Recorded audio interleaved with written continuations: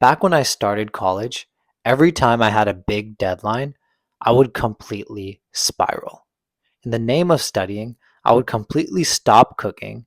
I would eat nothing but junk food, and I would binge Netflix for hours, and telling myself that I was just taking breaks, when in reality, I was just overwhelmed.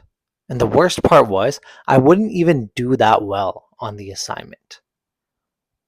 Everyone gets stressed and everyone has deadlines. But the truth is, you don't rise to the level of your goals. You fall to the level of your habits. Hi, I'm Rahul. I'm a PhD student and I graduated college in the top 5% of my class in biomedical engineering, one of the hardest majors out there. The biggest reason I was able to do this wasn't talent, but rather my habits. And in this video, I'm going to share with you the top 5 habits to make you a better college student. The first habit is to have a daily schedule. Back when I started college, my daily routine looked something like this: wake up, scroll TikTok in bed, watch a random YouTube video, realize I'm late for class, panic, and then rush to class, where I wouldn't even pay attention. And then I wondered why I was falling behind. Sounds insane, right? Well, most students in college wake up without knowing exactly what they're going to do in their day. And I used to cope and tell myself that, oh, I'm just going with the flow. But really, I needed to take some responsibility and hold myself accountable for my time. The solution is simple: build a daily schedule. Spend a few minutes every single night planning out the next day in extreme detail. You should know exactly what you're going to do and when you're going to do it. And yeah, I get it, life happens and you might not follow it perfectly, but the goal isn't perfection. The goal is to reduce the decision fatigue that you get by making thousands of micro decisions every single day. Even if you follow 50% of your routine, it's still better than not having one at all. Now, I know what you're thinking. What about breaks? Rest is important. And you're right, rest is important. But if you're scrolling TikTok for 3 hours a day in the name of rest, you're not resting. You're avoiding your responsibilities. So when you are going to take a break, be intentional. Set a timer for 15 minutes and do whatever you want during those 15 minutes.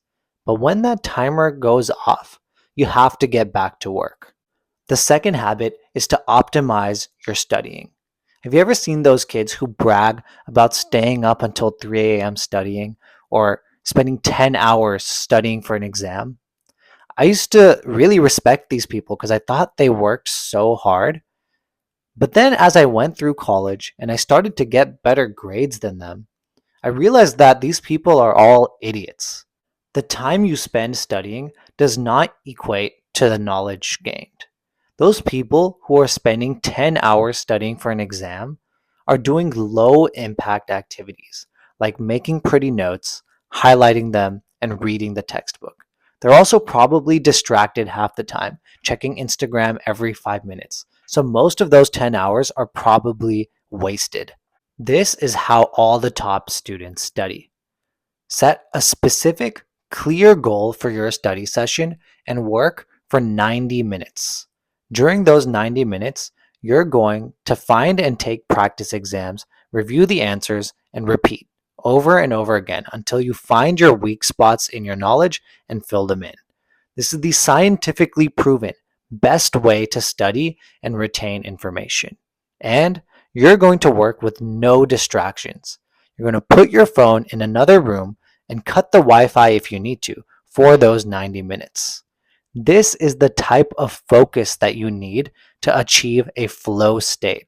And I promise you that in those 90 minutes, you will make more progress than those idiots do in 10 hours. The third habit is going to sound really simple, but it completely changed my life. And it's to just ask for what you want.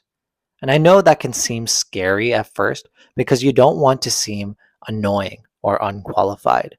But what most people don't realize is that everybody is unqualified in college. Nobody actually expects you to know anything.